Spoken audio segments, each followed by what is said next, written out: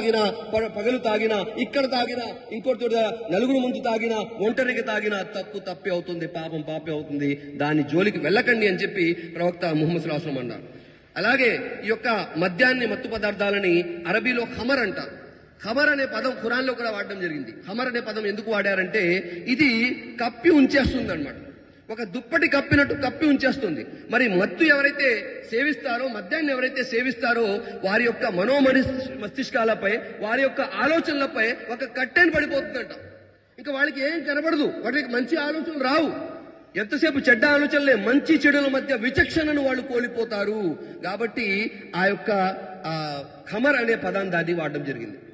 వాళ్ళు చూసినట్లయితే ఒక చిన్న అమ్మాయి, స్కూల్ విద్యార్థిని అకస్మాత్తుగా అక్కడ ప్రెగ్నెంట్ అయింది.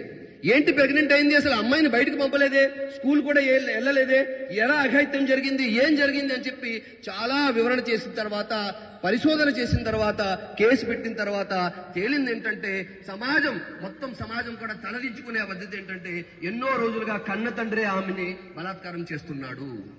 కన్న తండ్రి ఆమె కూతురికి తండ్రిగా అయిపోయాడు. సమాజం ఎట్టిపోతుంది.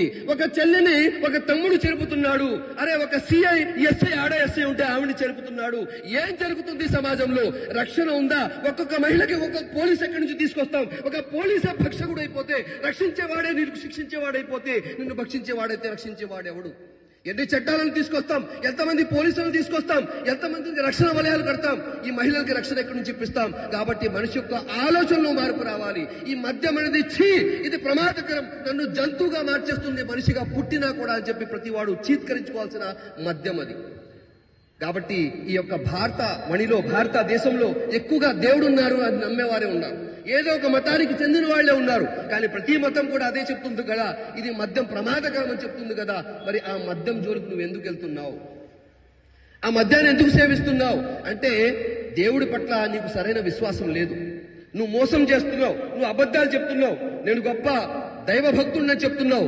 అందుకే దేవుడు కూడా అంటున్నాడు, నేను మీ రూపురేఖల్ని చూడను, మీ సిరి సంపదల్ని చూడను, మీరు ఏ డ్రెస్ వేసుకున్నారో నేను చూడను, మీ సంకల్పాలను, మీ ఆంతర్యాలను, మీ ఆచరణను మాత్రమే చూస్తాను.